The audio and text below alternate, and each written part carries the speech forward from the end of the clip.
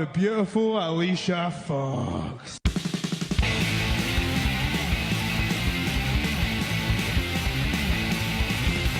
Spoke to you and said this, Bob, but my name's Billy. It doesn't matter what your name is.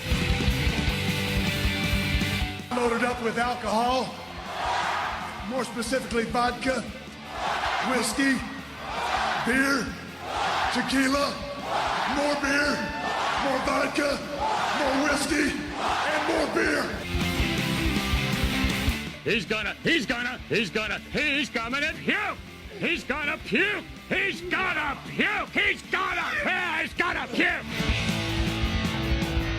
3 ain't enough now, I need 5. Welcome in Jim, Ryan, Matt, Tim, and intern Mark. And after tonight, none of you in this ring will ever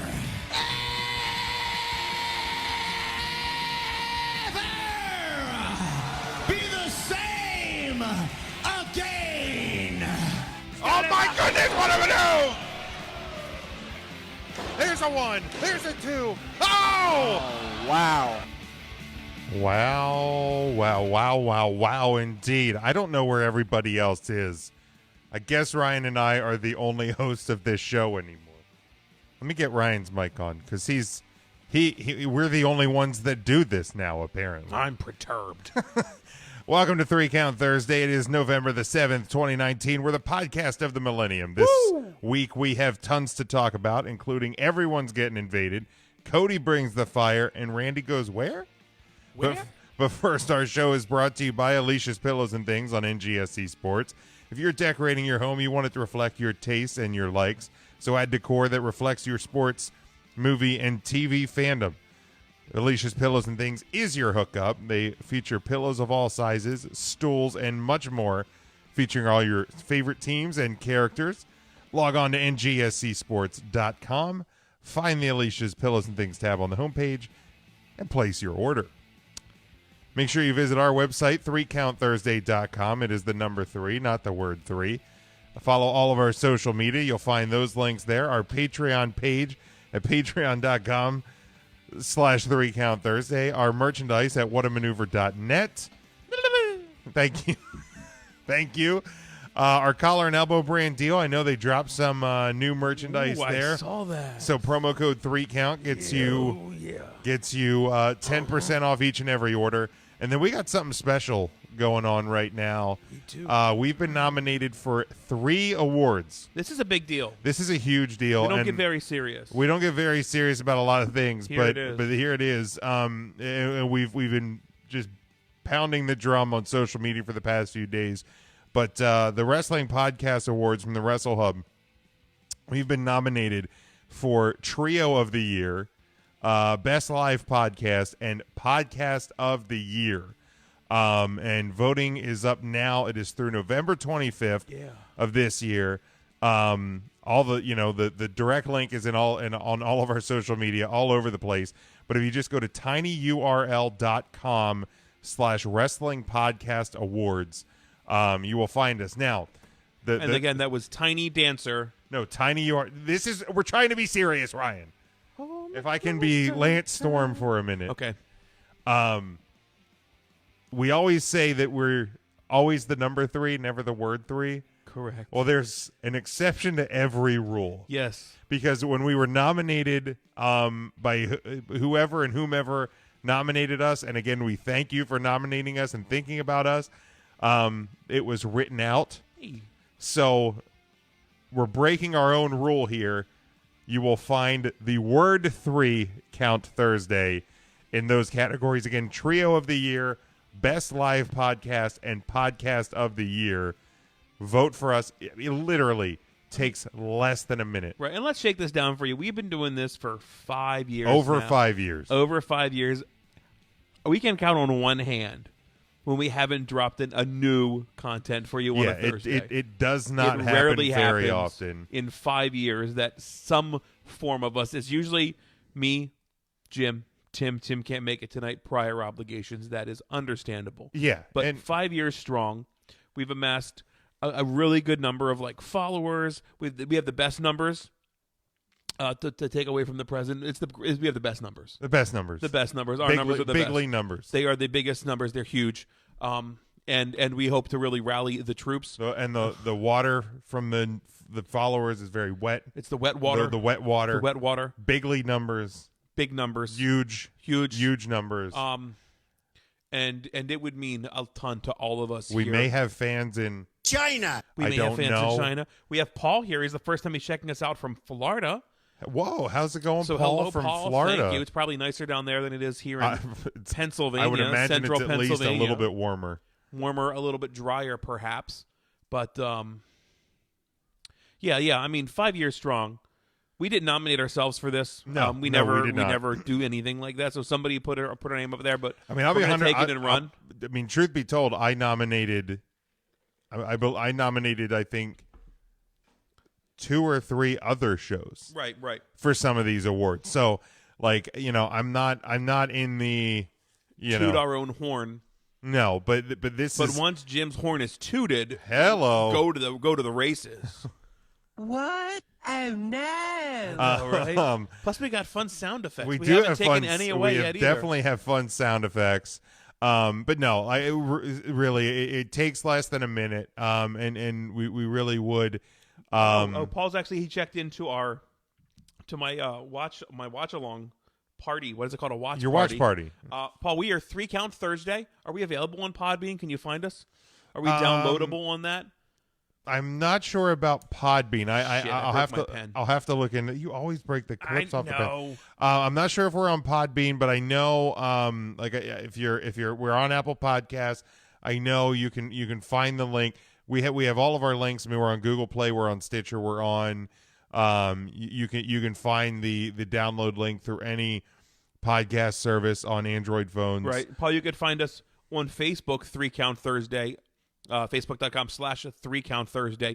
Follow us there. You'll get the live notification every Thursday when we go live. Yes. Plus, we always post the video once we're done, so you can watch along from that page and interact with us there. I do post the video on YouTube as well. Oh, we do YouTube. Yes. So I put the show on YouTube and yeah, any podcast service. I know there's the feed through FeedBurner, and I know we have the like I said, the podcast feed and all of that. So in all the links, everything is on 3countthursday.com. But your vote really would mean a lot to us. It's a really cool thing, and we know the guys that won this last year. Correct? It was Rant with Ant. Yes, Rant with Ant won that, and great guys there. And he's kind of I met Ant actually down in Philly. Yes, you did. Yes, you did. Yeah. The Wrestle Hub guys actually kind of handed over the reins for the promotion and announcements over to because Rant with Ant, the wrestling show does not exist anymore, but they have the Rant. I've heard that. And they cover just a myriad of different topics. So they announced all the nominations and everything on the Rant. So kudos to them. I mean, it was like an hour of basically just reading. That guy was reading a lot of names. I could not have done that. Yeah. As well as them. So again, thank you to them for doing that. But and once I think again, you will have to be signed in to a Google account to vote because it's on a Google Sheets. Yes, and that prevents the clear the history, stack the votes sort of a thing, or so it does actually make it that you can only vote one time, which keeps it fair as well. So we appreciate that. And again, we appreciate if obviously we want to win. If we don't end up winning, but if you take the time to go there and vote for us, we certainly appreciate that as well. And you giving us the opportunity and helping us there. Hi, Laura. Once again, the link for that. You can again find it on all of our social media, but tinyurl.com/wrestling podcast awards. You have until November 25th. We will continue to post every day about it, and we will continue to talk about it on our shows over the next couple weeks. But we appreciate you doing that. I can't get Elton John out of my head. That's fine. Have you seen Have you seen Professional? Well, I guess have you seen Rocket Man yet? The movie? I haven't, dude. Jim, I want it's so to. good. I have not. Oh, you're gonna love it. You saw the Queen one, right? Bohemian Rhapsody. Yes, Bohemian Rhapsody I have seen. Right. I have watched The Dirt, the Motley Crue one on Netflix. Oh, that was really good too. Very graphic that one was. Yeah, it was.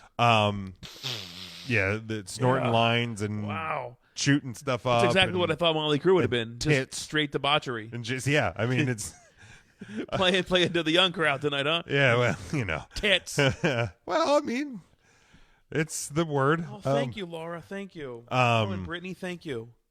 Is that through your they're wishing watch me a happy party? birthday, Okay. So screw you, Jim. Oh, that's right. It was your birthday yesterday. Yeah. Yeah. I finally turned 21. Okay. 21. I Yeah. went out and had my first beer. Yeah, okay. Good one. My hair went away too. What's happening? Let's talk about some independent wrestling shows this week, and I think there's a MCW something. They're running tonight, going right on now. tonight. Which we have a guy down there who's sending me some pictures. Cousin Brian, not with us. Oh, the best in friends the are down live there. video. Look at them. There they are. Oh, that's right. There's some AEW. AEW. You know what? That Orange Cassidy guy's pretty freaking reckless. We'll talk. You know, he is reckless. The way he How great attacked is that? Pac last night, just unbelievable. There he is. Ridiculous. Look at that thumbs up there from Orange Love it. It's Cassidy. so good. Luchasaurus was there. Christ, he's a big boy. Oh, so he's healthy again. He's there wrestling. Good. Yeah, he's in the big. flesh. He's a big boy. He's- Maria Manic was down there. Maria Maniac. She'll be joining us at the 2300 Arena. That's right. She will at November the 23rd. November the 23rd. Man, that's coming up quick And too. Priscilla Kelly. How exciting. Great packed table. No shit. You yeah, really ought to come out and hang out with us. Independent wrestling shows this weekend. All of these are on. 3 of these are on Saturday. 4 of these are on Saturday. 1 is on Sunday. Hi, Brittany. How you doing? We got MCW's Autumn Armageddon. That is the Hollywood Volunteer Fire Department in Hollywood, Maryland. There's one in Maryland too. This Saturday, doors at 6, bell at 7:30. The Monster Factory has their live show at the world famous Monster Factory in Paulsboro, New Jersey at 7 p.m. Famous. Dude, Danny Cage and company. He knows what he's doing. Badass. I mean, if you watch NXT this week, you saw multiple Monster Factory graduates there. Dig it. Damian Priest, Matt Riddle, to name a few, two that we know from our time at in Lancaster. Then there's 2 big PPW events this weekend. PPW and Impact Wrestling present Turning Point at the Holy Family Academy in Hazleton, PA on Saturday. Wowzers, is that a door at 5:30, bell at 7. Now, we went to the one last February, March. Fantastic event, cool venue. Can't speak highly enough about what Paul and company and what they do up there at PPW. And these events are super special because these are the ones that are filmed for their Twitch page, right? The Impact Twitch page, I believe. Yeah, it was my Twitch. Okay, thank you. So you will not only get to see the great stars of PPW, but you'll get to see some of your favorite Impact Wrestling stars. I know when we were up there, we got to meet the Scarlett Bordeaux, now with the now WWE with the NXT. So you never know who's going to be there. I know What a RVD's on one of the smoke show. posters. How's it going, Phil? Joining us here in the live video. Phil.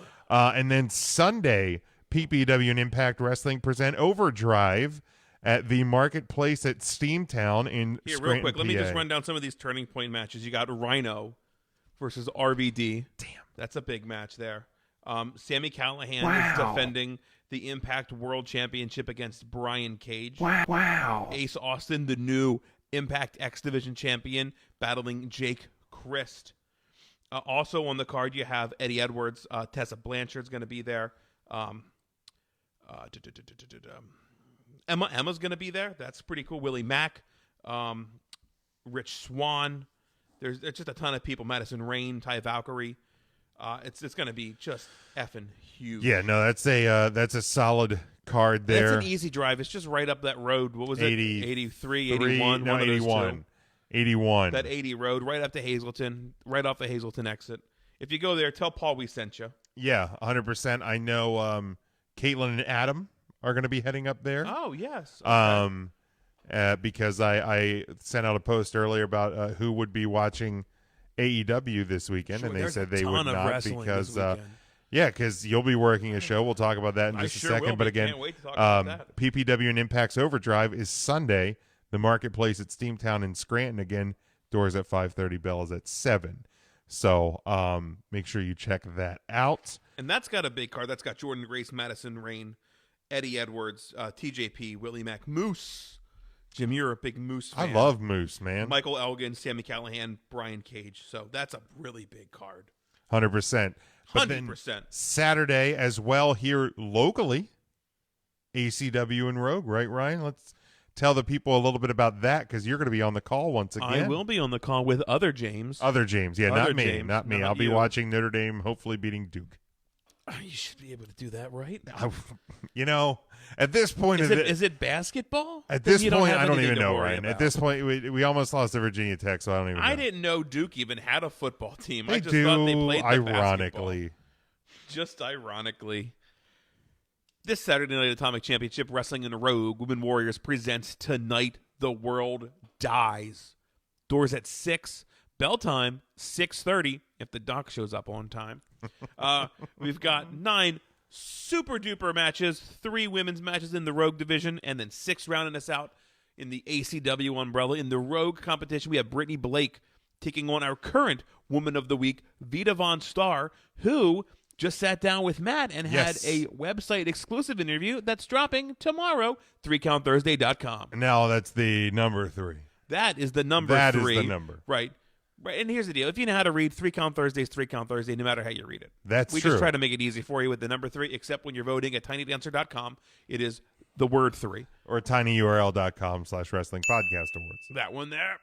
We have Amanda Rodriguez, ACR, taking on Erica Lee, that 90s chick. She's probably one of my favorites over there at the Rogue competition. And then Casey Dillon is battling Lena Lennox for her Rogue championship. What? Lena Lennox has the greatest entrance music.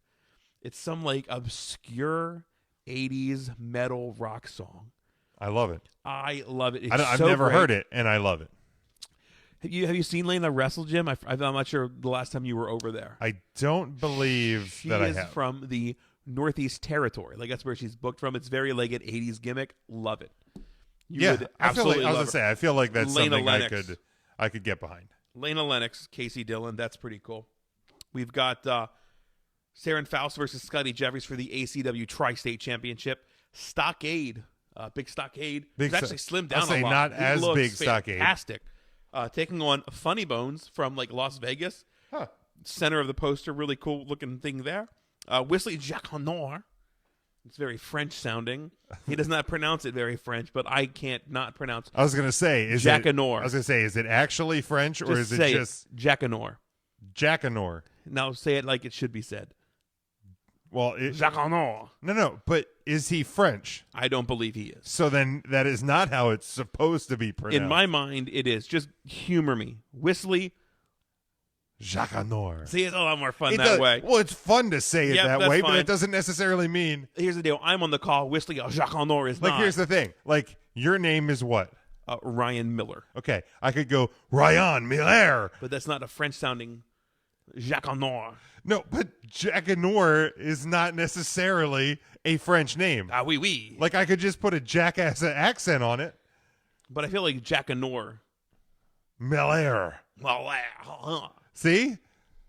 I'm going to start calling you Mr. Miller from now on. I had a Spanish teacher that called me Ryan Milner for about a year and a half. That's all right. I regularly get mail for Niles. Oh.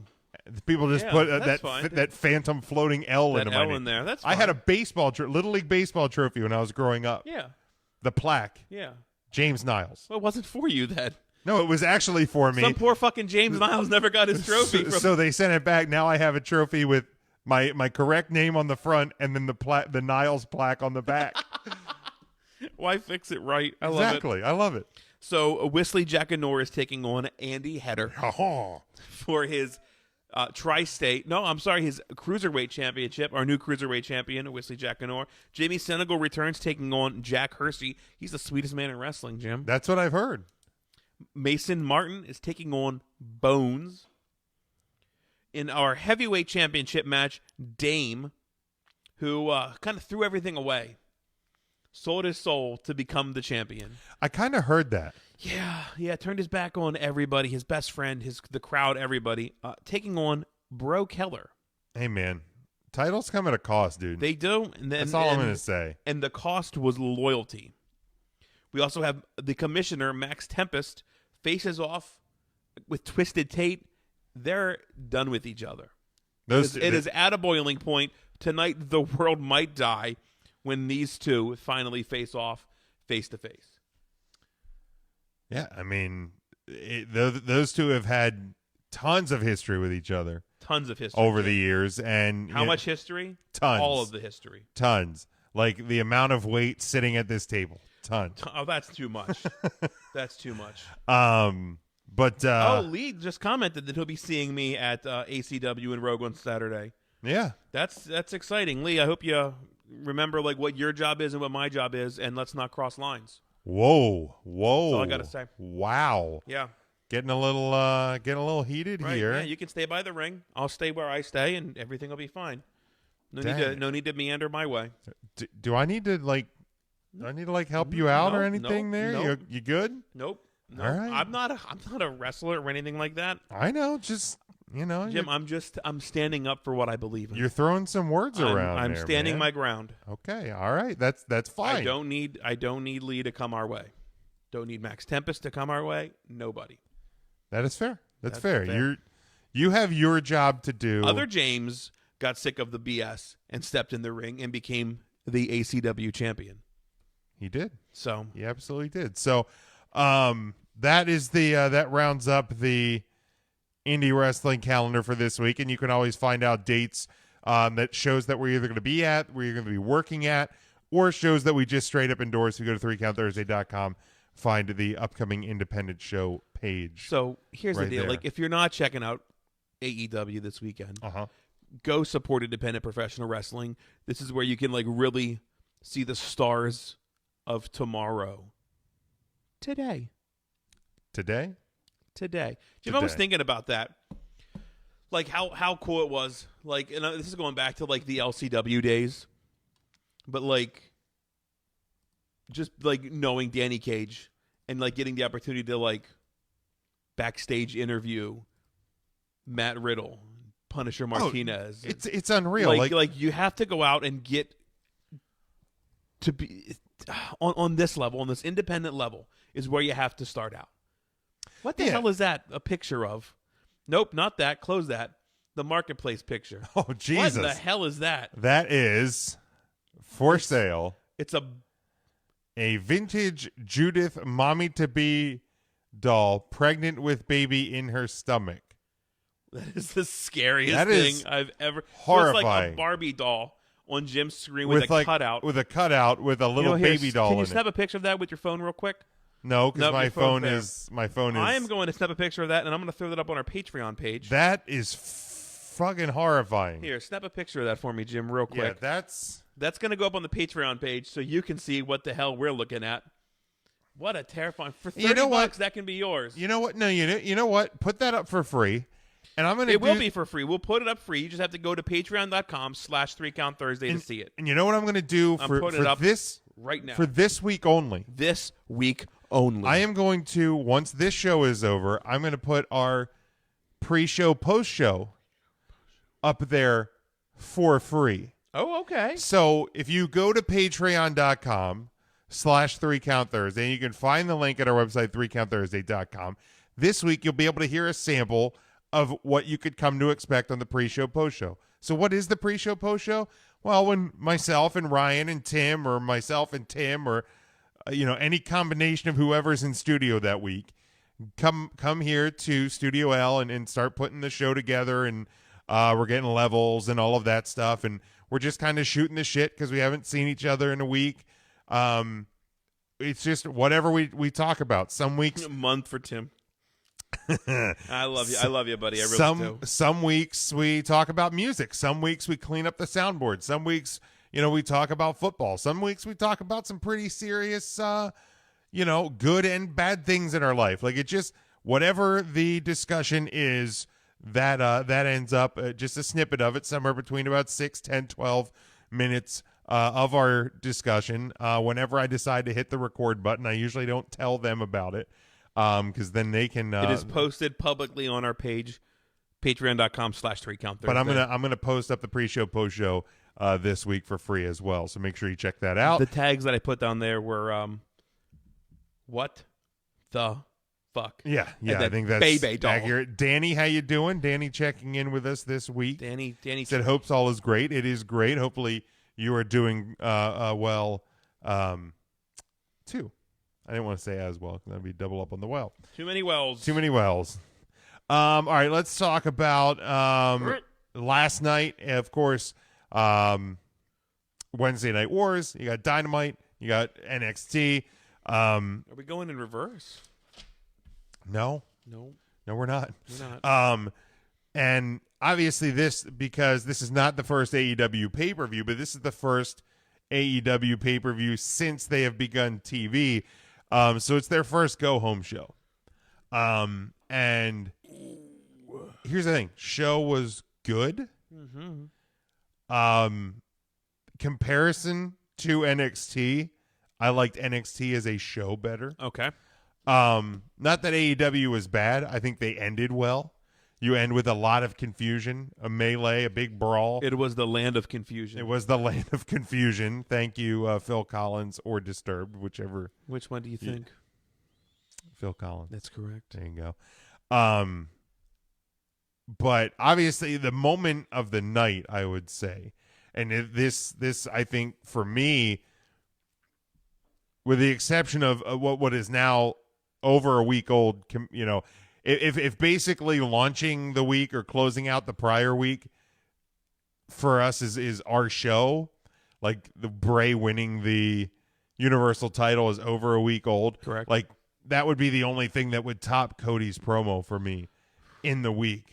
I mean, Yeah, the right. NXT Invasion stuff was cool, but man, that promo was I feel like that promo sold some pay-per-views. I would think so. Danny says here in the comments, AEW is great, but what is up with every show ending the same? That's not wrong, right? And that's the thing too. But I also feel like that's like a throwback to if you think back at the Attitude Era, it's kind of that anything goes. You have to tune in. What's going to happen? Yeah, I mean it's melee. It's cliffhangery, right. But again, your announcer, like your commentator, doing that job. Like a really good job of like, make sure to check us next week on that cut off. Yeah, absolutely. And Schiavone is like great at that. Schiavone's really good with that hard out. This is what I'll say though. We consume and look at wrestling and view it differently than we did back then. Like we're picking up on like patterns and repeaters and things like that. Because like I know we talked about with the the non-sanctioned match, which we'll talk about that in the predictions. But like you're already almost using things as crutches at this point. That's fair. Like you're almost going to the well too frequently. But in terms of that promo, I mean it was, and I'm going to try and find it was so good. Underutilized. I mean, it touched on everything. It touched on it encapsulated Cody's career through. I just want to see where I'm at. The WWE. I am announcing that if I do not defeat... I thought they were chanting USA. Will never challenge for the advantage. You've taken to calling my lot entitled millennials. You've called me an entitled millennial bitch. Bitch. I neglected to read in your best-selling book, A Lion's Tale, which you can get on Amazon for $3 or at any flea market. I neglected to read about the upbringing you had that was so hard. You talked about my silver spoon. Gosh, it must have been so difficult being the upper-class son of a famous hockey player. It is almost like we shared the exact same silver spoon, you stupid dick. He said dick.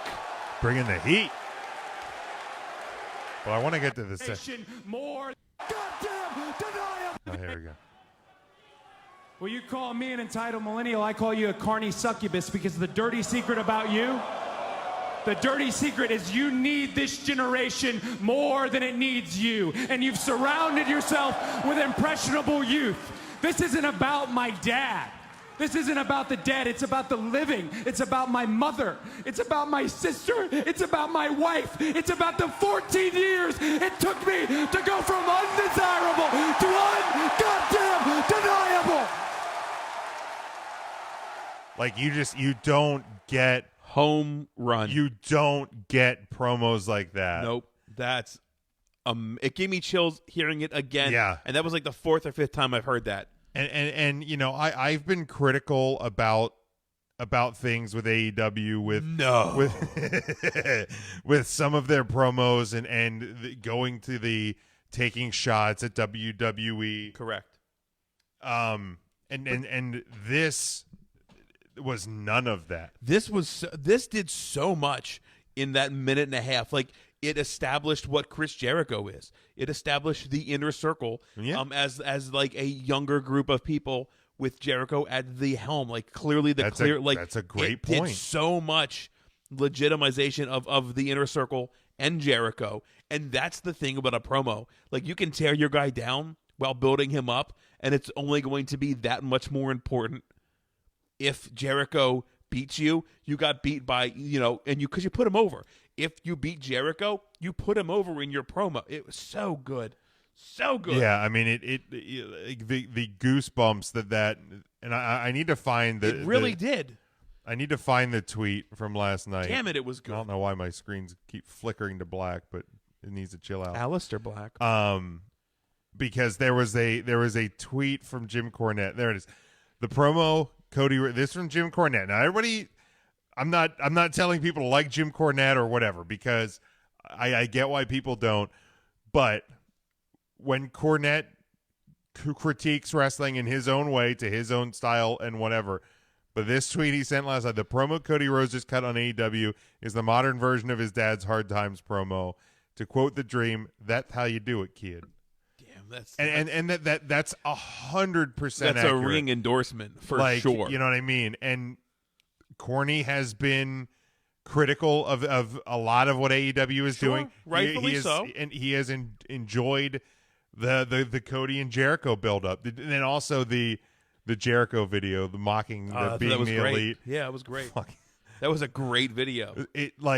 Now, where does Cornette land on Marco Stunt? I'm assuming...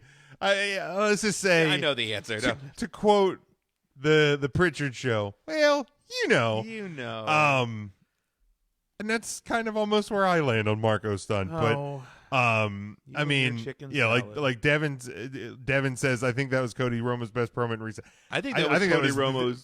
Cody Romo. Yeah. Cody Rhodes is. I mean, that to me is the best promo period in recent time. That is the best promo in a recent time. That is Cody's best promo ever.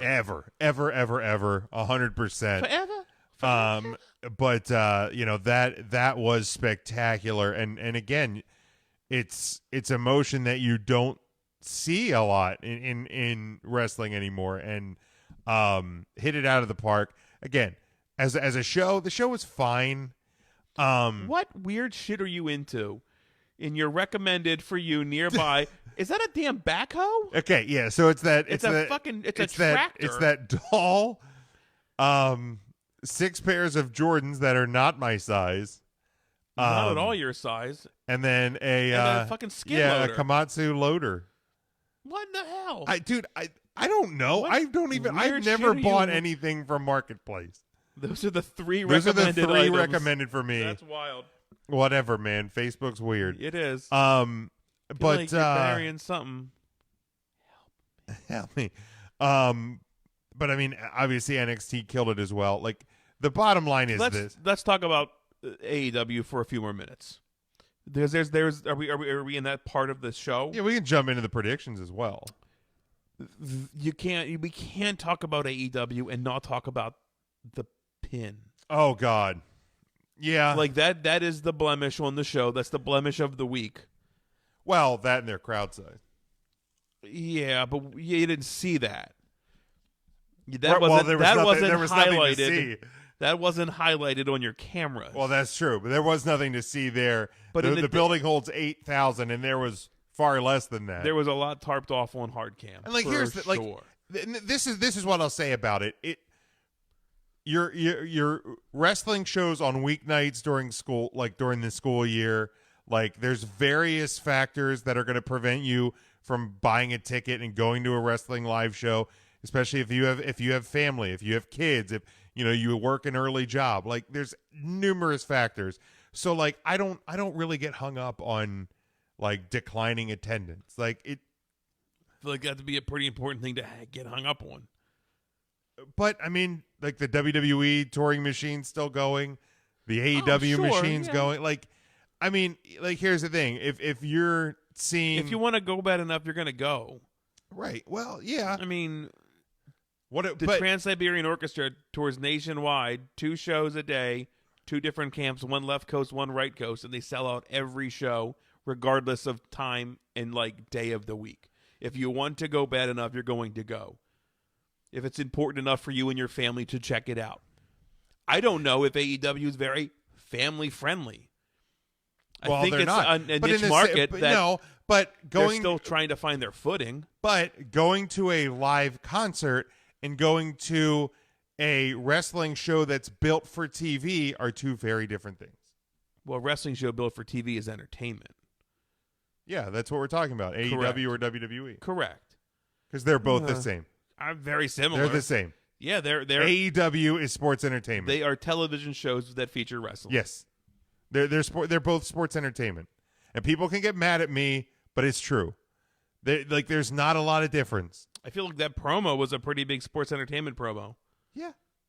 Spoke to emotions. Yeah. Crowd. Uh-huh. Yeah. Yeah. I was entertained. Entertained as hell. It's faux sport. Every week there's a brawl. Maybe. That's not pure sport. No. This fucking melee. But anyway. Although imagine if MMA did that. That'd be legit. If there was a thing where you had no, let's talk about the referee podge because and Bryce, we love you. We do. I absolutely love Bryce. We've had Bryce on the show. And we've talked about Bryce with Chikara. I don't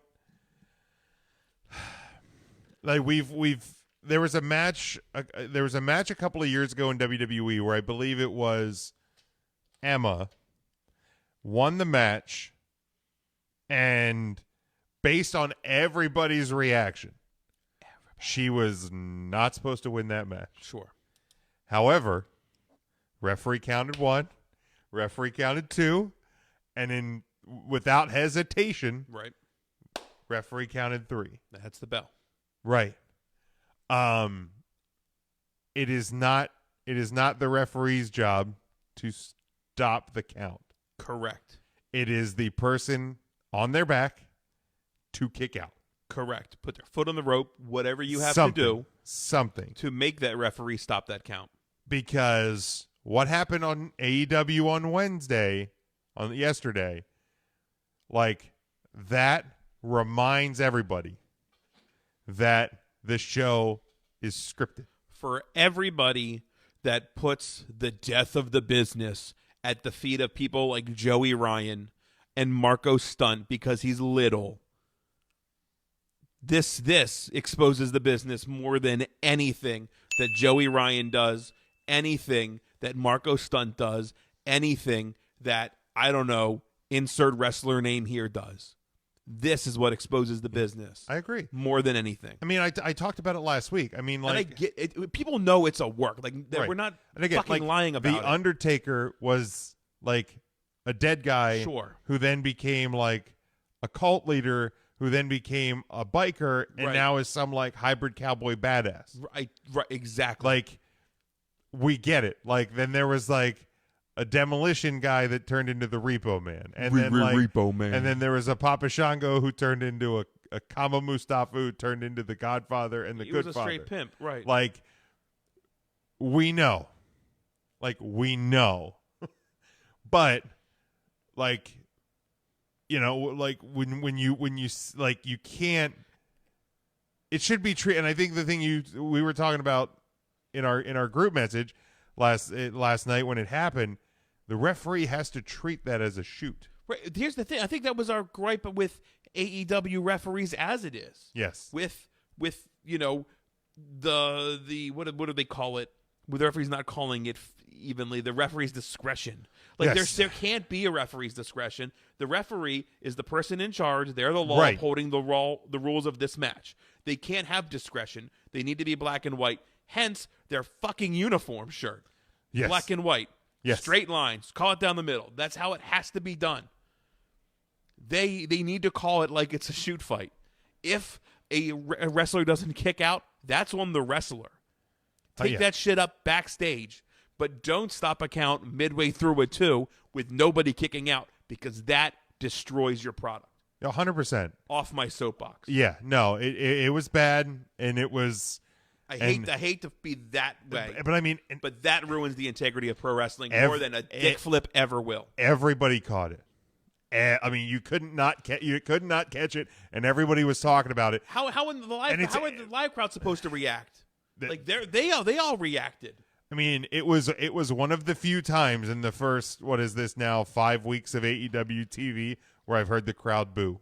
Right. It was there, and then last week during the longest limo ride ever with Shivani and Cody, I heard the live crowd getting a little bit restless during that because it was a lot of watching on a screen. Danny on the comments here said he promotes shows and he tells the guys, don't stop the count it. And that's how it has to be. They have to be.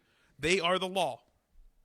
You can't decide what to enforce, Devin what says not as to. well. Call it as a shoot. Right. He says he does it plain and simple. Right. Yeah. That easy. Because I mean, I know when Emma won that match, like there's a lot of people on social media that were like giving the ref shit about it, and I'm like, the ref did their job. Right. The ref counted. Unfortunately, in my opinion, this one does fall on Bryce because he stopped the count. I agree. So this one, unfortunately, in my opinion, again, I'm not a trained ref. No, I'm not. We're not trained wrestlers either. This is my take. I think this one falls on Bryce for stopping it, when ultimately it should have fell on the best friend for not kicking out. Yes. If that was supposed to be, or Pac for not pulling him, whatever the spot was supposed to be, now it falls on the ref for calling it like a work and stopping it. When if you would have just called it straight, you could have taken it up in the back, figured out who was at fault. Yeah, and I mean, if you go back and you watch, Pac would have won anyway. Right. If you go back and watch Pac's reaction to that, pick Pac. He did not seem very happy. I feel like Bryce didn't seem very happy. Yeah, because he went to angrily count that third. Like it was a big mess up. It was a big blemish. It was a huge botch. Sure, 100%. And that to me ruins the integrity of wrestling more than anything. And I didn't see Jim Cornette tweet once about that. And that's what pisses me off about somebody like Jim Cornette. He's so hung up on Joey Ryan and his dick flip that he can't see past that bullshit to see what actually opens and exposes the business. I would imagine, and I do listen to the Cornette Experience every week. He and Brian Last, since the Wednesday Night Wars have started, have been critiquing the shows against each other. Okay. I imagine that they will hammer this pretty hard. Okay. And they usually post clips of it to their YouTube page, and if they do, I will grab that and throw it up there. So I will be totally shocked if they don't get this on the pod. Okay. Like if they I agree that he didn't hit it on Twitter. Okay.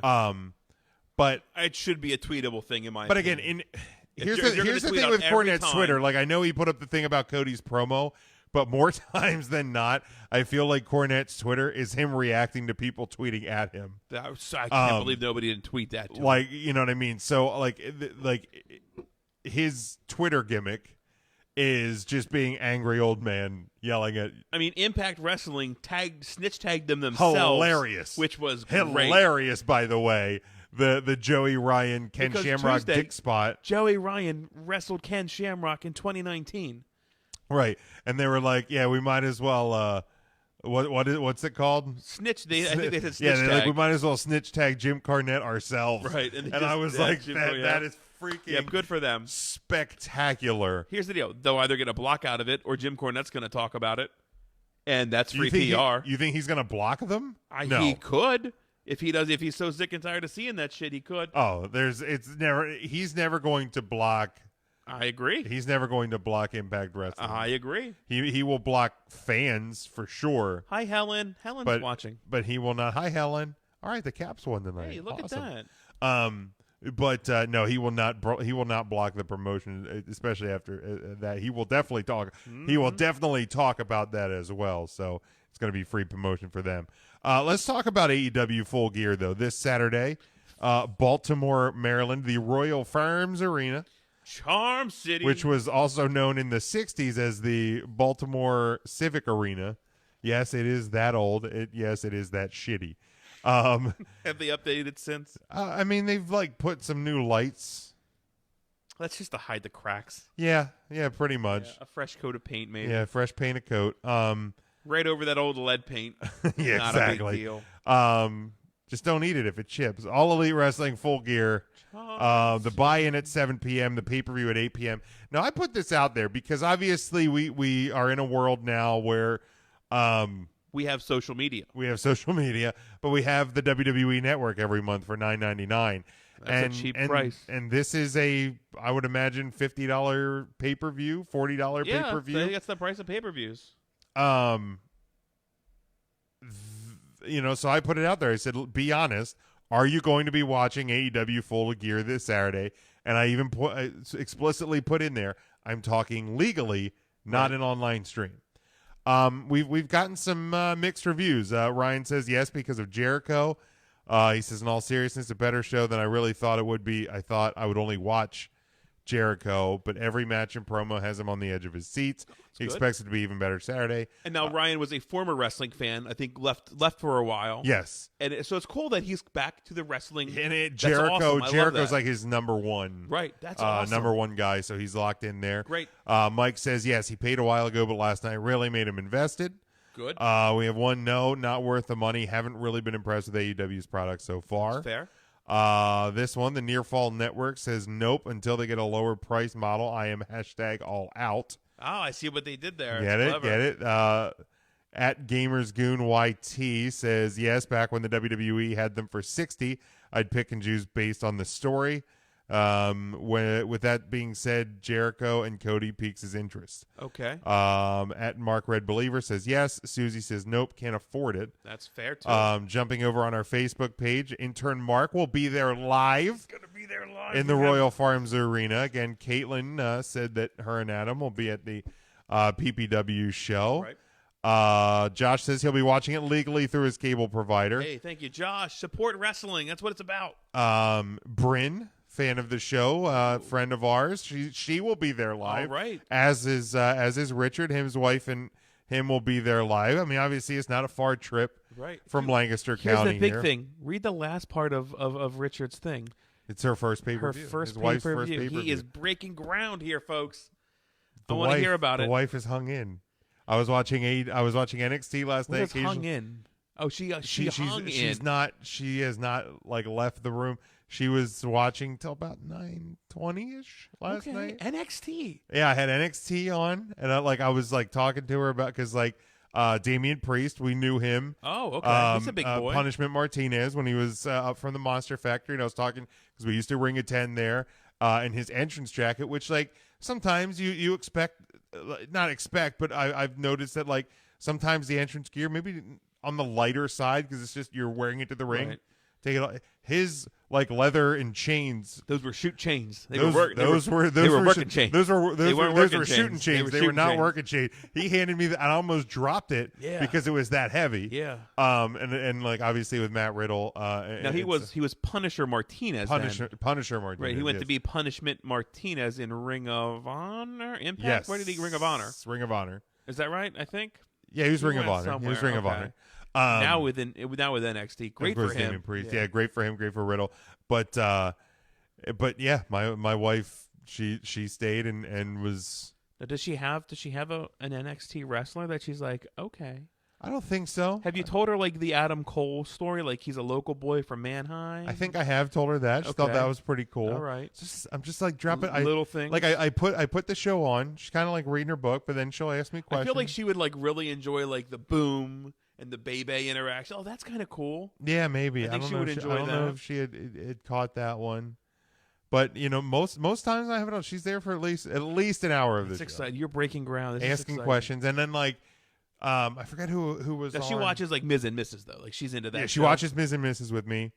Sometimes I'll watch like Total Divas with me, but I forget who was on giving a promo or something, and she was just kind of passing by, and she goes, "Was that Cesaro?" I go, "No." She goes, "Well, he's bald and has a beard, right?"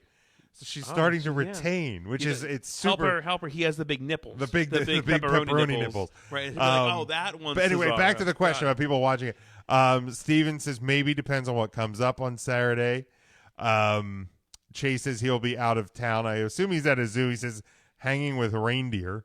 So I hope he's at a zoo. He might be an elf. Who the hell and knows? Jay says yes, he will be watching. In the comments, Lee checks in. He will be at ACW and Rogue, so he won't be able to watch. As with myself, yes. unable to watch Saturday. I will probably check it out by weekend's end, though. Yeah, I haven't decided if or how I'm going to absorb it. Because Tim is in Maryland now. You obviously have ACW. And then I work. Like, they split my weekend up. Who knows what's going on in there?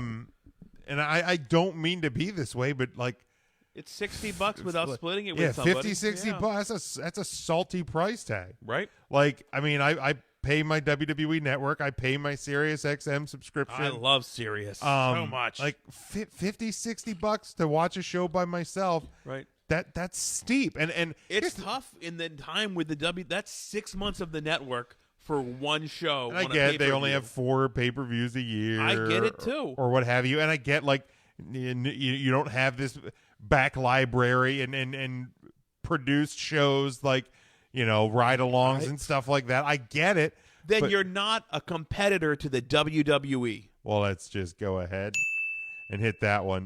Nicholas checks in the comments here. He says, I saw the AEW show in Philly. He said he wasn't impressed until the dark matches came on after. Thank you for some. Have you watched AEW Dark? I feel like those are better matches. I actually typically have not watched an AEW Dark yet, and I'm like a week. I'm like 40 minutes through last week's NWA Power. Okay. I have not watched this week's yet. Did I watch this week's? But I love it. It's just so good. It is just so good. That is a wrestling show. That's a wrestling alternative show. Correct. Like that is an alternative. Right. To and they still do promos and they still do great commentary. Yes. Yeah, it really is. Yes. Yes. So let me sing Jim Cornette's praises for his commentary work. Yes. Love it. I do like him on commentary a lot. But let's talk about the card here. 9 matches, 1 pre-show match. Excuse me, 1 buy-in match. I hate that it's called the buy-in. I get it. Well, that's their marketing thing. Oh, okay, yeah. Scotty, how you doing, buddy? I know you had to work tonight. Thanks for checking in with us. Sucks. I know. B. Priestley versus Britt Baker is the pre-show match. I'm going to call it the pre-show. We're going to call it that. It's if I remember to call it the buy-in, I do. But otherwise, it's the pre-show. I have everybody's picks except for yours. Matt has B. Priestley winning. Myself, Mark, and Tim all have Britt Baker. Hey, did you know Britt Baker's a dentist? I've heard that. Okay. And that's DMD. I was corrected multiple times from Tim. Yes. I will say it that he's not here, but I won't say it in front of him. He was right. Britt Baker. Yes. Devin says he's not paying that freaking price. He might just see what the results are on Twitter. He doesn't know. I get it. Here's the deal. Here's the thing. The next day, there's probably going to be clips of it. Even on like AEW's YouTube page. So yeah, I think the guy said it great. Like when the WWE pre-network, that's how we watch pay-per-views. Did they sell us on buying it or not? Oh, also, by the way, I don't know how many people watch the Goldbergs on ABC, like the 80s like TV show. But this week's episode, because there's always like 1 week it's like a Ghostbusters themed episode. Oh, okay. 1 week it's this week's theme was WrestleMania 5. Oh. And Hulk Hogan is a cameo on the show. That Hogan Macho Man, I believe, was 5. I don't know. No, Tim would know. Damn it, Tim. Yeah, damn it, Tim. I dropped my pen now. Damn it, Tim. Nicholas says she can knock your teeth out and then put them back in. She can. All right, then let's go to. We'll work from the bottom to the top here. Oh, Scott also wants to remind us that Ricochet is a superhero. Yes, he is. Yes, we beat that one home to death too. And like Scotty says here that AEW needs to change their pay-per-view model. It's a hard call because for them to change their pay-per-view model, they're not going to make money on pay-per-view. I don't think they need to. I mean, I have bought Ring of Honor pay-per-views up until last year or early this year. I forget the last one I watched.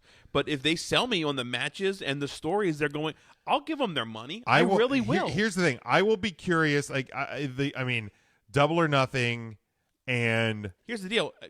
If I didn't have a show to call Saturday night, I probably would have went to watch it because it's close, and they've done a good enough job within the 3 months of a build, whatever. To and the we show. know there's going to be tickets available. That's for sure. I think there's some in like the lower level that are like $30 right now. So, but it's funny how Meltzer will spin that one, right? But will always point out WWE's numbers are in the tank. I don't quite get that.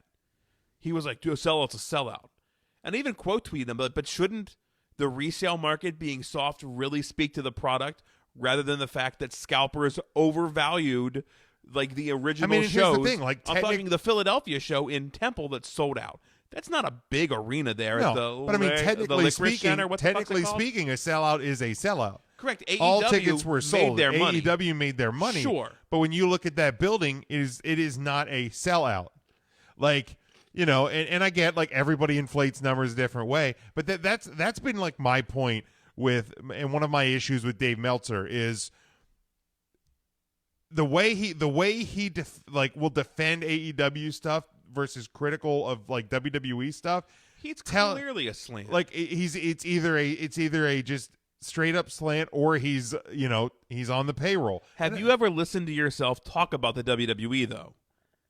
I'm not afraid to admit that I'm WWE biased, though. Okay, that's fair. You know what I mean? I am not afraid to admit that. Like, I have always been a WWE guy, that's always been and your I will turf. always defend the WWE. Sure, he will. But like Meltzer's, like, no, I'm a journalist. God damn it! No, you're not. We've never hit under the veil of journalism. That's That's the thing too. Is like, how crazy is that journalism in First of all, journalism in 2019 is fucking dead.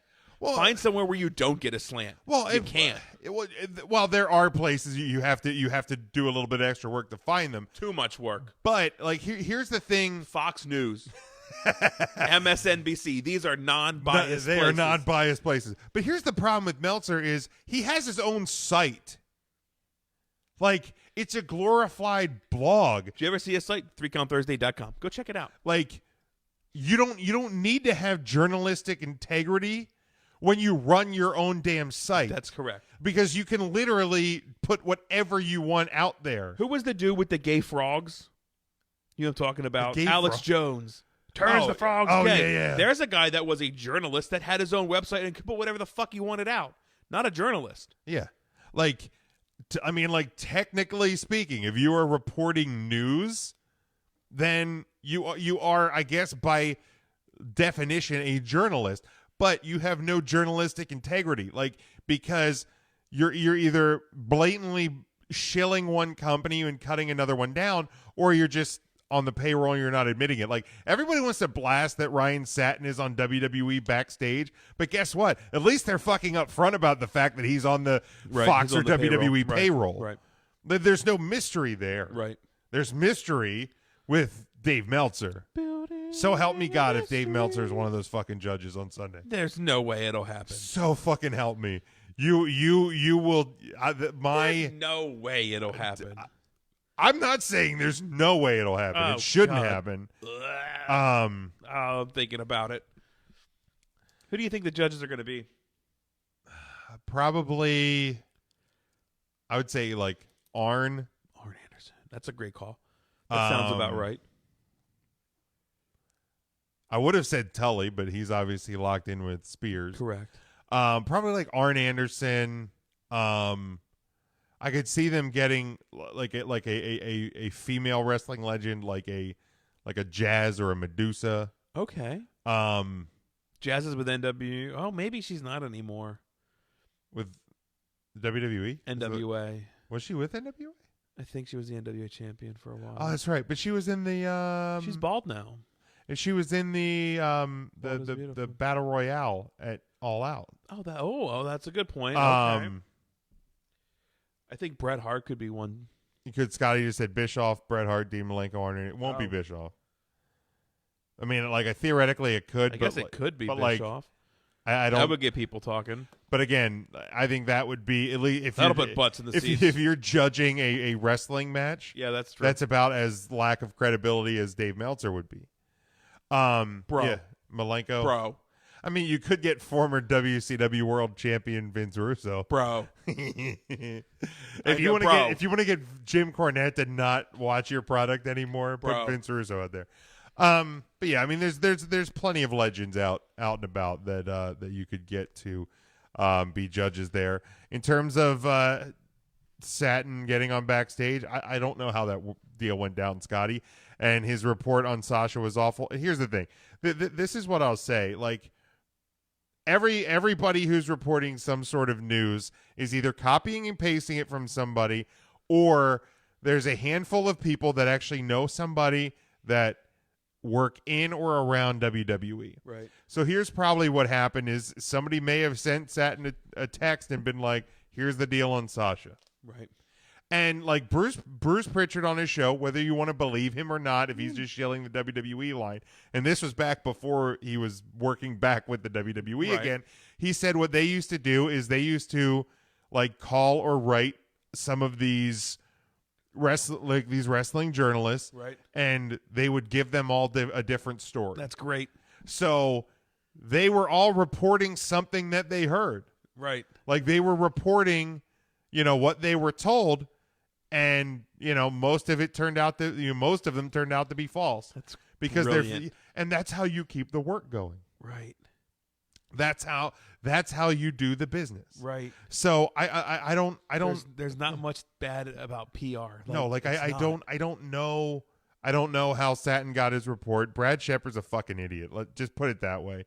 And again, I think the things you're saying, Scotty, are trying to be humorous, trying to be funny, whatever. You could be speculating on I don't know any of the facts about the Satin thing. But that's the thing. Speculation is just that. Like I don't really have an opinion on. Read Satin. their reports, and I feel like their reports are pretty honest with you. Like speculation is, well, that's not a fucking fact. Then that's speculation. Take it with a grain of salt. Right. Period. Like, you can't trust rumor to be fact. You can't trust speculation to be fact. Look at a lot of news channels anymore. Your MSNBCs, your Fox Newses, things of that nature. A lot of them are worded very carefully to not give you news, more opinion. Right. So take a look and read like a news article posted, even CNN and like some of the more middle of the road ones. Those fake news sites, Jim, you get it. That it's written opinion based and presented like news, but realistically, it's opinion. Well, and most of the time when you're watching those shows, with the exception of like they'll have half-hour blocks or like top of the hour, bottom of the hour, they will hit like, here are your headlines, right? And then they'll go back to a show where it's just people discussing things, right? Discussing the news of the day. Guess what a discussion is? It's Opinions, not fact. It's right. opinion. It's like watching, Golick and Wingo or the Dan Patrick Show or whatever. Like those sports shows, it's opinion. It's talk. Right. Like it's news talk. Like it's not. As an Eagles fan, there have been talk that AB should come to the Eagles from some people. That's not fact. It's not going to happen. It might, but it's not going to. Their opinion is the Eagles need to sign this. But that's not going to happen. I mean, you can't speak it into truth. Let me say that. It could happen. Right. But sure. just because, like, you can't say I was right. A couple of guys though. on 97.5 The Fanatic are talking about it doesn't mean that it's going to happen. I couldn't give a shit about Chris Carter, Scotty, straight up. Like, short answer. Who's Chris Carter? He the was Vikings wide receiver? Yeah, that was a sports talk What happened to host. Chris Carter? I guess he got fired from Fox Sports 1. Bye. Couldn't care less. Couldn't care less about Chris Carter getting fired. Chris Carter. Clarence Carter. Lance Carter. Oh, shit. Oh, shit. Ew, no. Joey Janela, Rashawn Spears, with Tully Blanchard in his corner. I have Mark has Spears, Tim has Spears, Matt and I have Joey Janela. I also have Joseph Janela. Thank you. Three-way tag team match for the AEW World Tag Team titles. You have the defending champs, SCU, versus the Lucha Brothers versus the Private Party. Credit to the Private Party for making the Dark Order actually look really good. Yeah, dude. This week, I can't, dude. Private Party's really good. They are really good. I can't get into Dark Order at all. I don't think many people can. No, they kind of go over like a fart in church. I don't get it. I don't get it either. Let's see here. Tim and I have SCU retaining. Matt has Private Party winning, and Mark has the Lucha Brothers winning. Jim, it is my opinion that it is far too early to start moving these tag team championship belts around.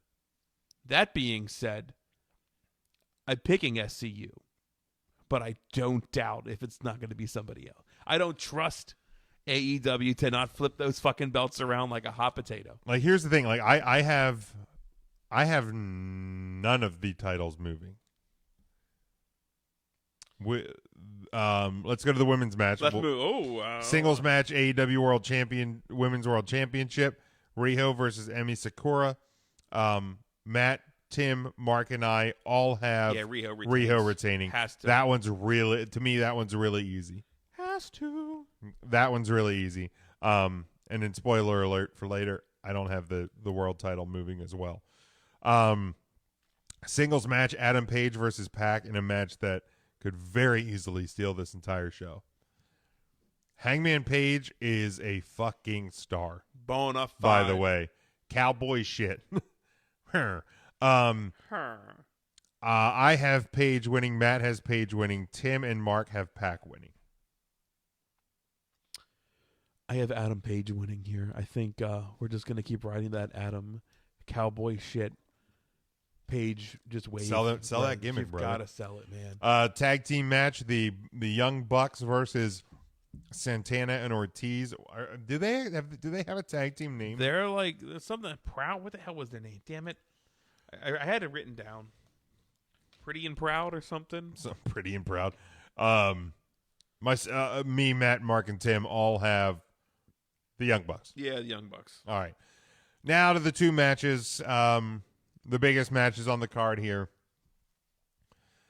What officially will main event and what will actually be main event are probably going to be two different things.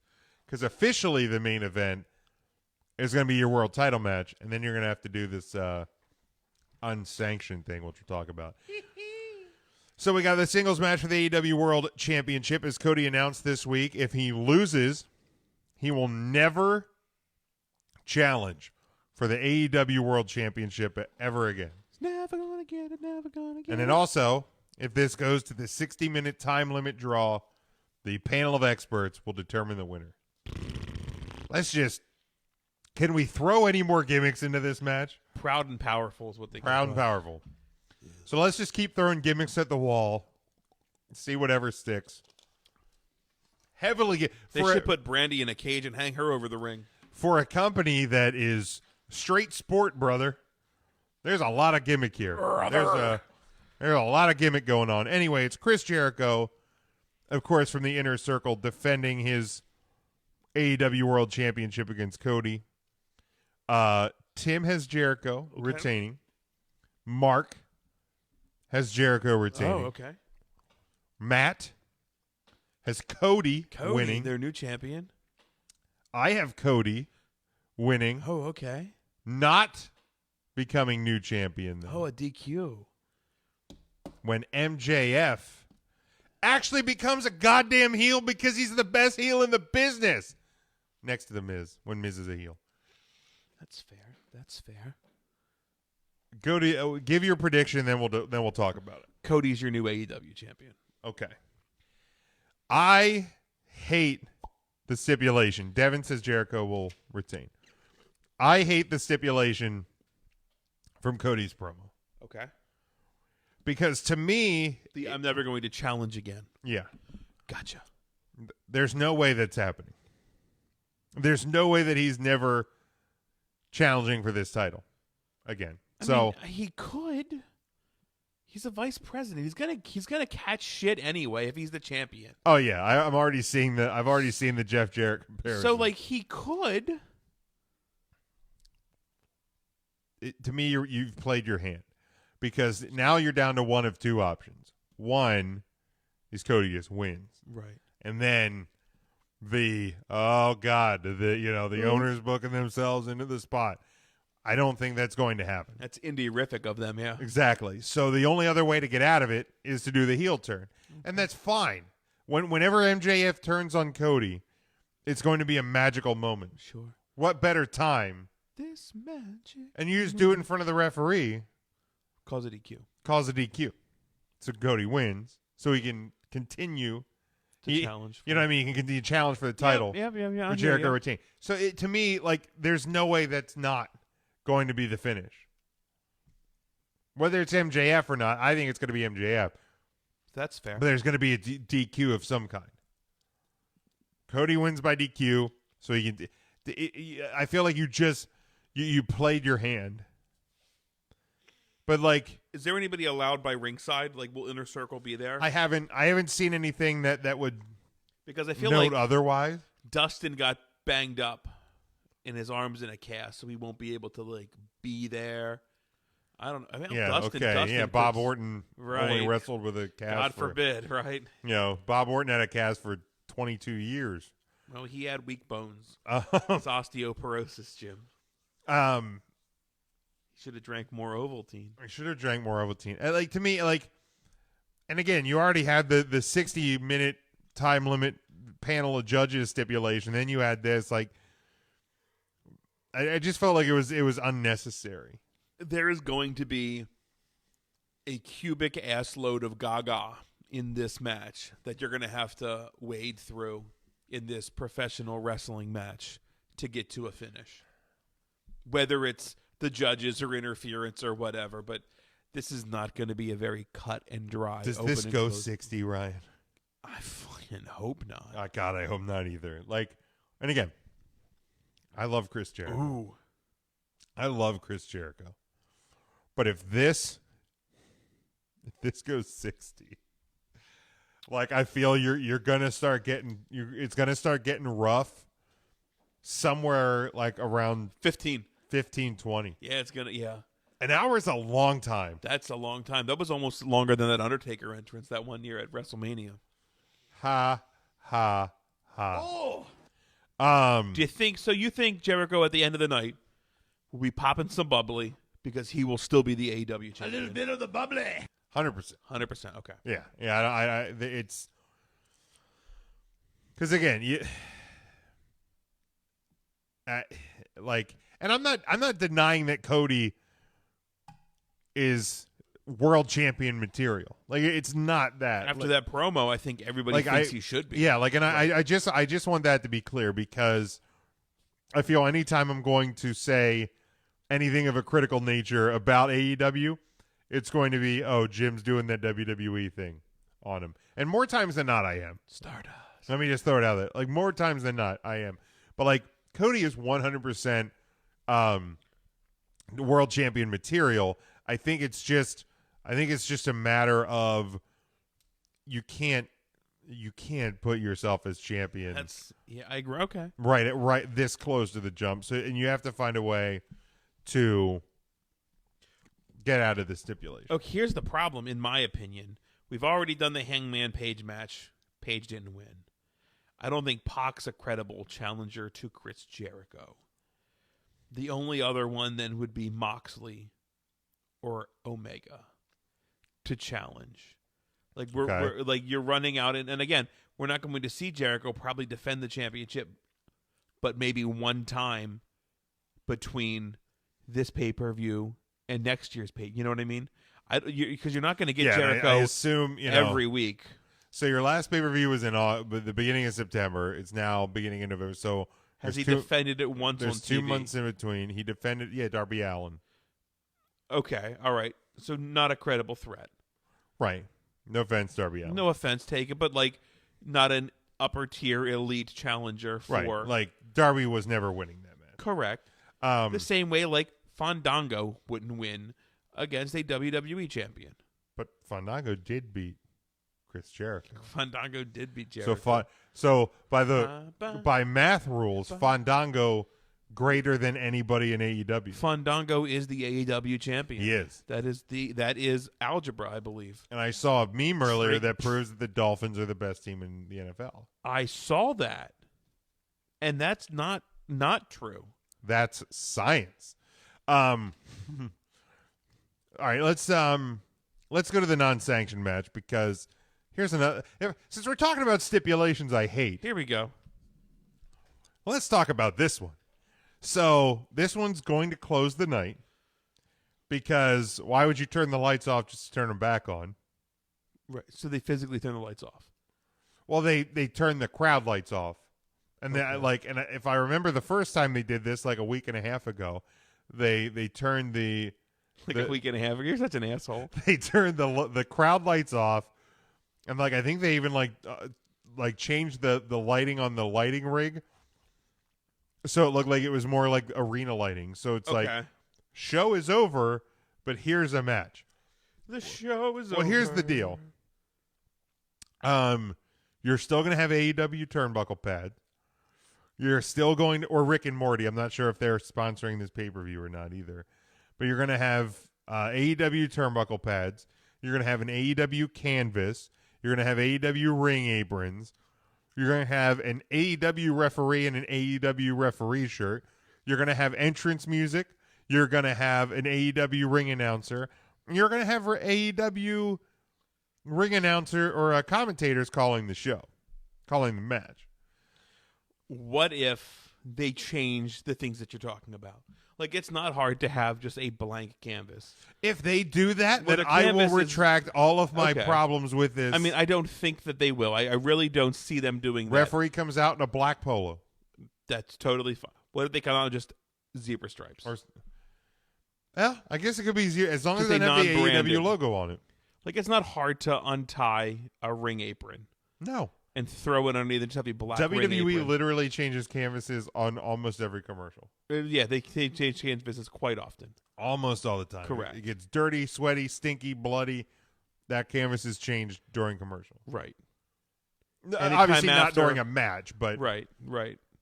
Change a segment, whatever. Right, backstage segment gives you some time. When they used to do Here's the deal: you don't even have to hide it. You can make that part of the presentation. This match is not sanctioned by AEW. Yeah. We are removing the AEW logos from this. Do you remember the old? Because it's not AEW. That would do them favors. Right. I would love that. Hide it. I would love that. So, remember back when they did the old blue cage? Yes. Yeah, the big blue cage. Like SummerSlam '90. They Lord Alfred Hayes standing in the aisle, and they're putting the cage together behind them. Yep. And they had to go back to the interview with the Earthquake and the interview with Hulk Hogan, just bouncing back and forth like a motherfucker. You ever watch that on Fast Forward? It's fucking hilarious. Earthquake's just bobbing back and forth. Was that Earthquake and Dino Bravo, right? Was in his corner? And Jimmy Hart, yeah. And Jimmy Hart, because he had Boss Man hit him in the back with the welts. The welts. Yes. And then you had the Hogan and Big Boss Man interview, and then the Rick Rude interview, and then you had the Warrior interview, because that blue cage took a while to put up. Right. So guess what? Maybe put a backstage interviewer, not Tony Schiavone. Blowing up the mic. I will. But because apparently Tony Schiavone's the only interviewer you have in that company as well. What about Chris Van Vliet?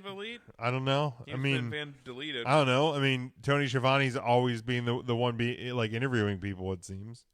But yeah, I'm not trying to be overly critical, but go to Moxley's locker room, play a video package, and show them changing out the ring, whatever. But my point is, if you have all of those things, it's sanctioned. This is basically, And this is why I have Moxley winning. Matt, Mark, and Tim also have Moxley winning. I also have Moxley winning. Because, and I hate going to this well too, but this is the EVP making sure he doesn't have a loss on his record. Okay.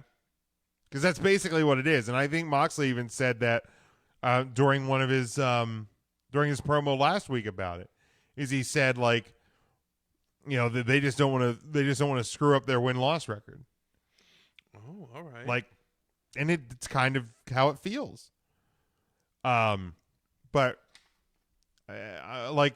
I am curious to see where this goes. I will try to check out the show in some form or fashion. I got a busy weekend. There's Notre Dame football on Saturday, and I have a concert I'm going to on Sunday. So, where are you going to see on Sunday? I'm going to it's a Postmodern Jukebox Christmas show over at in Gettysburg. Oh, okay. Yeah. The Postmodern Jukebox. Yeah, dude. Love that. Yeah, I'm pretty stoked about it. I saw that pop up. Were you a fan of Ted Irvine? I wasn't. I don't think I was alive when Ted Irvine was playing. You wasn't. My dad knew of Ted Irvine though. Okay. Laura had asked. She's a huge hockey fan in the watch party. Your watch party. Who his father was. I just bounced over there to answer. Yeah, Ted Irvine played for the Blues and the Rangers. Blues and the Rangers. He was ranked number 74 of the all-time 100 greatest Rangers. No kidding. I don't know when that book came out, but yes. The more you know. I gotta find it. There it was. So obviously Friday Night SmackDown, Monday Night Raw, and then last week on NXT, you saw the invasion angles. I think they are promoting this Survivor Series as good as I've seen the promotion for a pay-per-view go in a long time. The WWE was handed a shit sandwich. Yes. And made gourmet chicken salad with that. That is right. What just lean in as lean in. That's all you had to do it. NXT to save the day.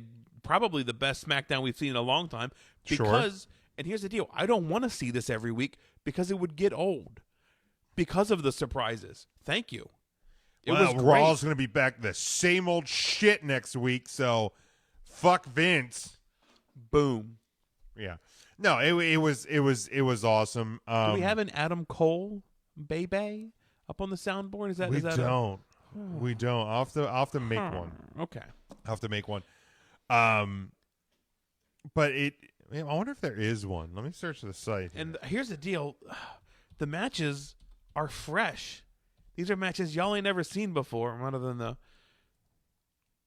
we don't have it, yeah? No, maybe? No, I don't think it's searched right. Oh, that's okay, Jim. I'm not upset. Yeah, not there. What if I try Bay? Oh, there's so many bays. There's a lot going on here. Oh, they can't be right. It's gonna scare me. Earmuffs. No, I'm not clicking on anything until I'm just kind of scanning over them here. Right. Oh, here's one that's just called Bebe. Fingers crossed. Oh, that's not English at all. What is it saying? That's not English. If it's bad words, we're sorry. Yeah, I don't know what that was. All right, I have to make one. We'll have to make I have to leave myself a note. I have to make one. But yeah, you can do it. I mean, you saw Adam Cole, Bebe, what a versus Daniel Bryan on Friday night. What was the main event from Raw? I'm blanking. But last night, you saw the main event from Raw was Rollins, Adam Cole. That's right. Yeah, that is right. And then last night you had the OC versus Riddle and Ciampa and Keith Lee. And then you had a real cool tease with Finn Balor coming out. Did the guns. AJ was doing this. And then wrestling. But then, I saw people hypothesizing because the minute Balor fired the guns was when Adam Cole, Bay, hit AJ with the super kick. Okay, yes. So was Balor shooting, a knockback at the Bullet Club? Like, is he aligning with? Is that what's going on? Or was he triggering Adam Cole, Bay? Jim, how would we ever find this out? I think you'll just have to keep tuning in. What? Yeah. No, the WWE has steered into this skid real well. Fucking love it. It's this week in WWE TV has been fantastic.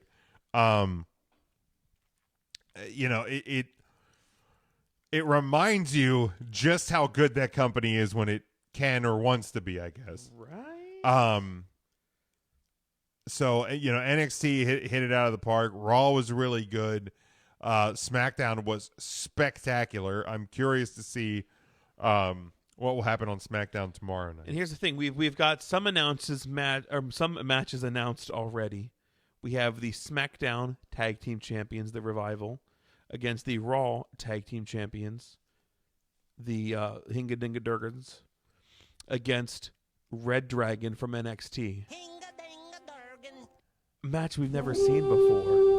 Right. Like, how awesome is that match going to be? Should be pretty awesome. You've got Bayley versus Shayna Baszler. Dude, I love New Bayley. Do you really? I love.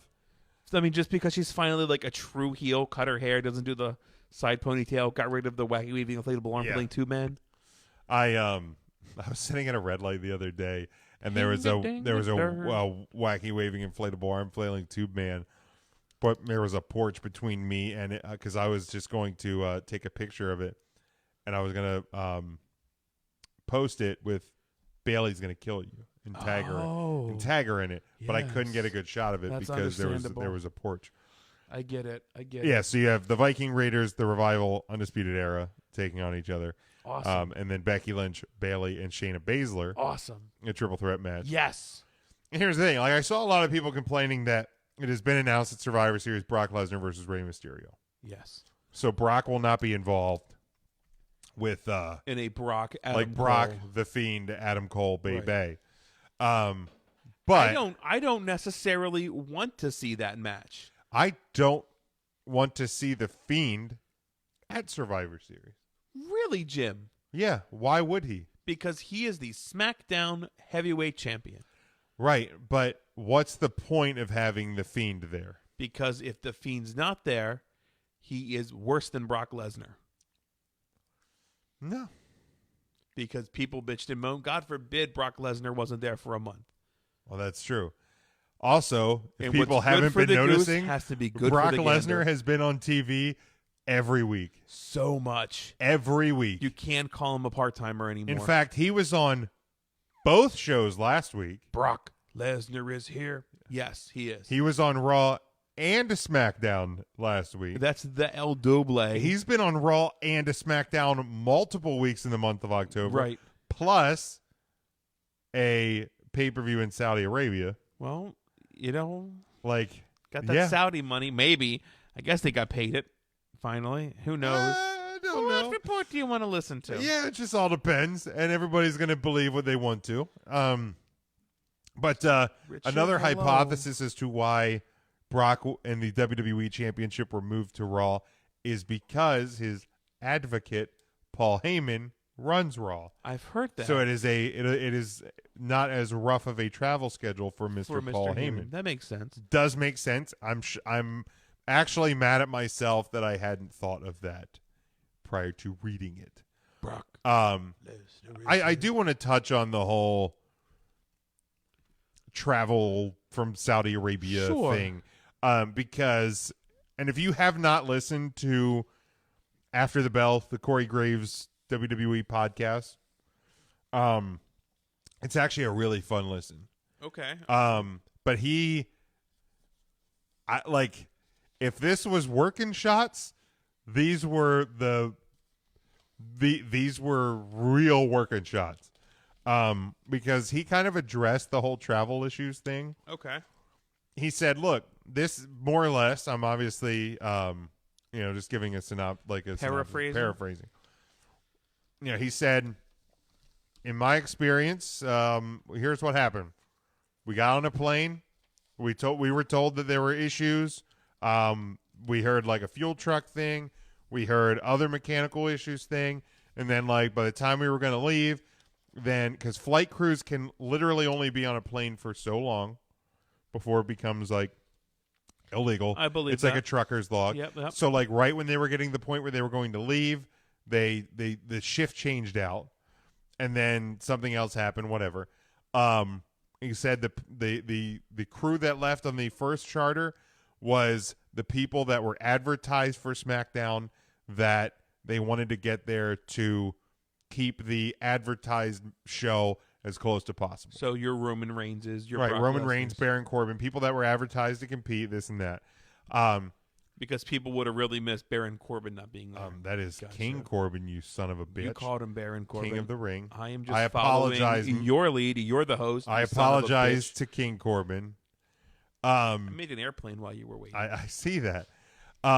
He spoke directly at the Vince McMahon got out of there and left his crew behind discussion. He said, like, here's what happens after every WWE show.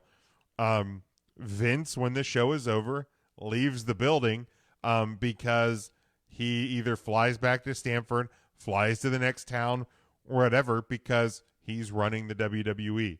He goes and then continues to work forever he lands. So he's like, that's what happened there.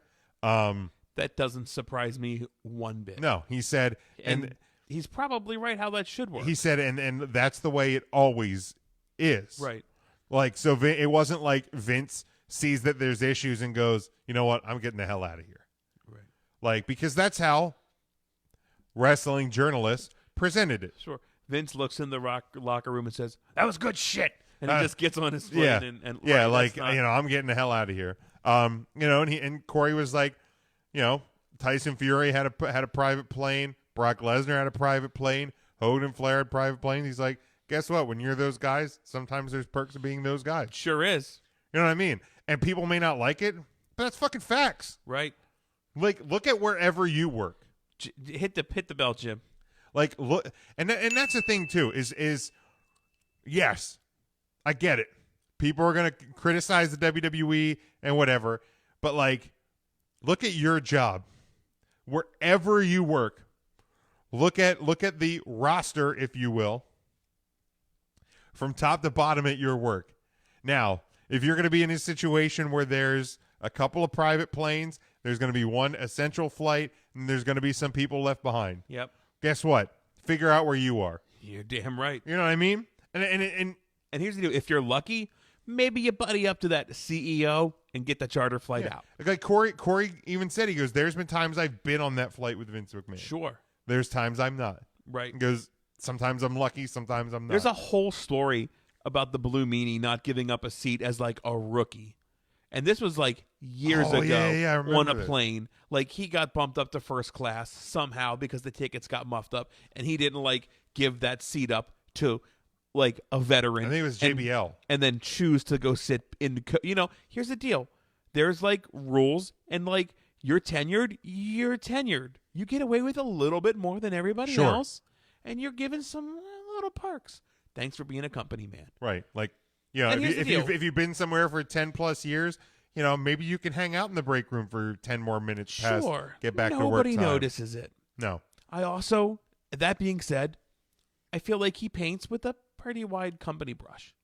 Who, Corey? Yes. Sure. Why would he say anything else? Like, why would he be like, you know what? Yeah, we were held at gunpoint, which I don't think happened. No. Well, and here's the thing, too. He goes, here's the thing. He's like, but I feel like he travel embellished delays something. happen. And like, Sure here's the they thing. do. Like, I mean, if you go to Philadelphia airport, just go to the terminal tomorrow. It's like a half an hour down the road. And and look up at the sign and see how many flights are delayed. Guess what? Shit happens. Do you ever have a problem with your car when you go to start it in the morning? Jim, Just do that with a plane. Yeah, exactly. Don't speak that to our listeners. But and he goes, here's the thing. He goes, what did it suck? Sure. Like, you want to get home. You absolutely want to get home. He's like, sure. But and again, paraphrasing, he's like, for the guys that went on social media, you have to just toughen up. He goes, so like the guys that are going on social media and painting this like awful picture and complaining, and he goes, it's your job, right? Like, it's and I'm not doing it near like the justice that it is. Yeah, but there's plenty of like blue collars around here. Hey, boss, guaranteed overtime. I need you tomorrow. Fuck. Sure. All right, well, I guess I'm working another day. Hey, sorry, this happened. You guys are stuck here. Sorry. It's part of it. Sure. I mean, but work is work. Saying like they didn't get. I'm assuming they got compensated for it. I would hope. I mean, I haven't seen anything. You're still to on the prove company's otherwise. dollar. I don't know how it wouldn't. I don't know how that works though. Here's a question from Lee. Says, my only question is, with SmackDown on Fox pulling its highest rating since debuting on Fox, the NXT Invasion, which in part was due to the travel issues out of Saudi Arabia and their build to Survivor Series. Will Fox want that spontaneous invasion to continue past Survivor Series to build a anything can happen in the WWE feel, which would obviously cause a big increase in viewership? I personally feel that would help all three brands to continue with the so-called invasions because it's obvious it helped their ratings across the board. Nope. No. You can't do it. Yeah, I don't think you can. Now, you can book a show to continue the anything can happen in the WWE.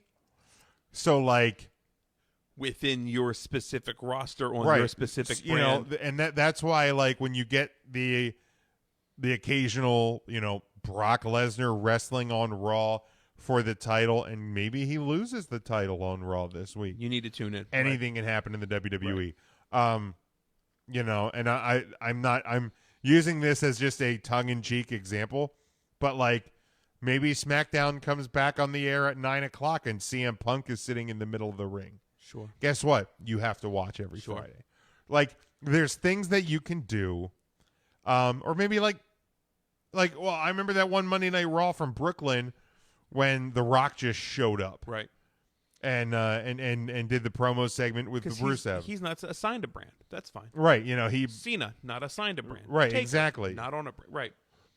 You know that you can do any number of things that can make it. But no, I get what he's saying. I do. You I can't absolutely do that a month and a half after you kill the wild card rule. No. Because that is far too much like that. Like, but here's the thing: like every November. You're damn right. You're damn right. Like, who's gonna fire the first shot? Right. So it's definitely intriguing there, but no, you can't continue with this as well.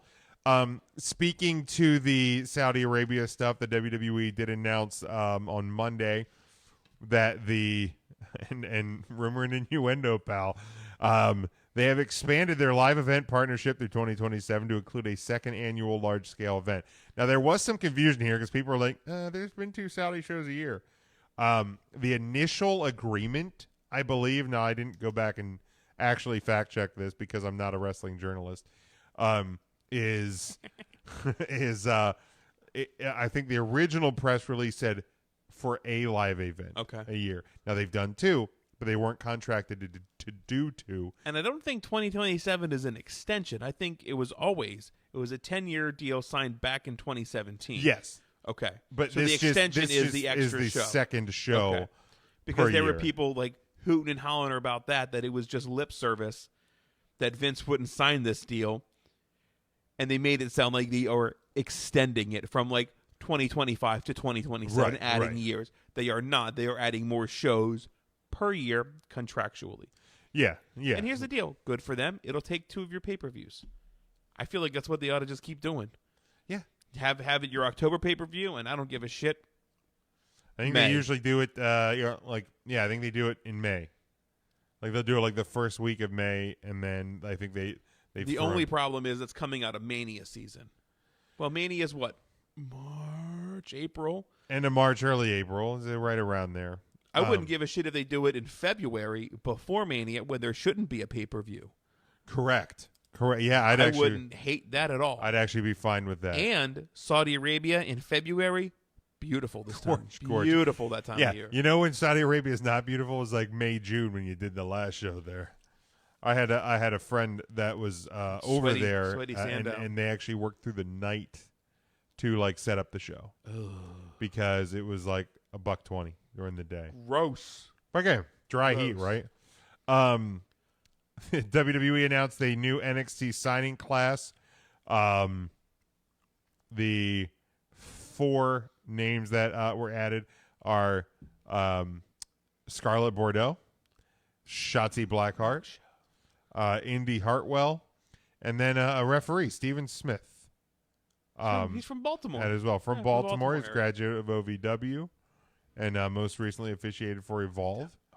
I mean, awesome. Stupid question aside here, who are you most excited for in that group? Why is that a stupid question? Shotzi Blackheart. Absolutely. I got to call two of her matches. Oh, the that's fair. Ballsy Badass had a hell of a showing at the Evolve show on the WWE Network. Yeah, I'm excited to see what they're going to do with her. Very good. I am most excited for Scarlett Bordeaux. Actually excited. I get it. I'd like to know what they're going to do with her. I am very I think that's why, like, because I feel like that's a bit too risque for today's WWE. Well, yeah, I don't think you're going to do. And I know Frank posted this in one of the comments. Like, I don't think you're going to see her doing the old banana trick. You know, like, I don't think you're going to see her eating a banana on NXT while TV. in the gym. I mean, you got to keep your potassium up. So you I get absolutely do. You don't want to cramp up. You do not. No cramps. But of course, I mean, she's worked in Ring of Honor, OVW, AAA. Obviously, she most recently been with Impact Wrestling. So, I mean, there's lineage there. You know, it's solid class. Just rounding up a couple of more news pieces here before we close out the show. We're gonna close it out. Former independent wrestler Ace Steel and former WWE and WCW star Lance Storm will both be joining the WWE. Steel has been hired and will be a coach in the Performance Center. Lance Storm being brought into the fold. I'm just reading. Oh, that's fine. Lance Storm. If we could be serious for a minute, I think as Jim. a producer. Yeah, I think, all yes. right, all right. He'll be taking up a position as a producer when his Storm Wrestling Academy closes down later this year. Closing the doors, folks. So I mean, those are two names. Lance Storm, just an absolute legend in the business. So the WWE continuing to add credible names to their production and coaching staff. Hand over fist. Just super smart. Ryan, I know this one brought you some joy 2 days ago when Randy Orton tweeted the 3 most dangerous letters in sports entertainment, RKO, just re-signed with the 3 most dominant letters in sports entertainment, WWE. Looking forward to pissing off the WWE universe for at least 5 more years. So Randy Orton. But he's going to AEW.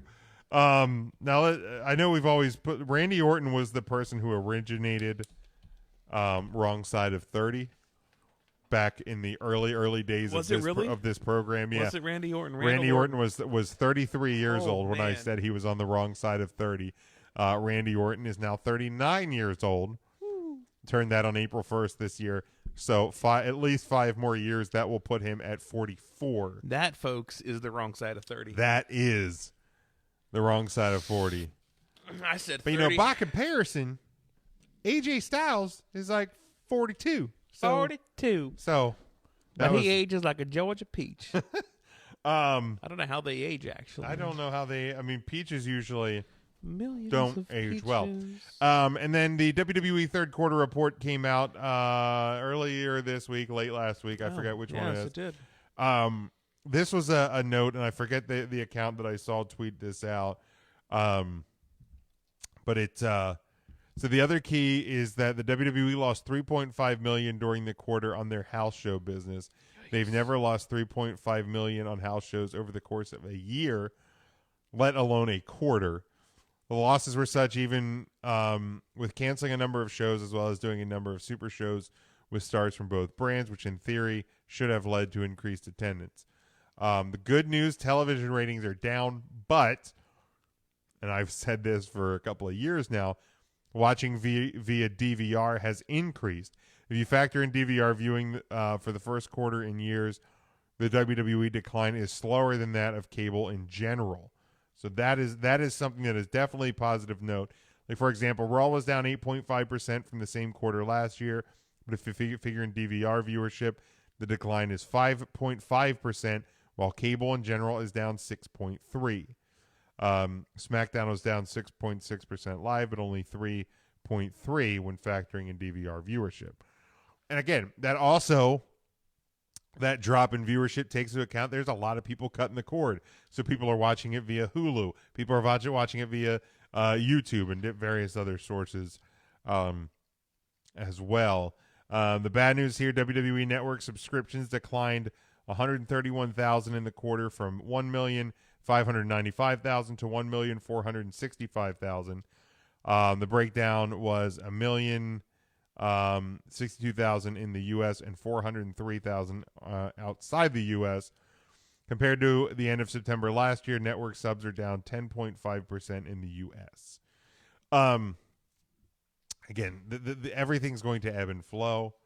The WWE stock, I know, last week took a very large dip. It was down into the 50s. Yikers.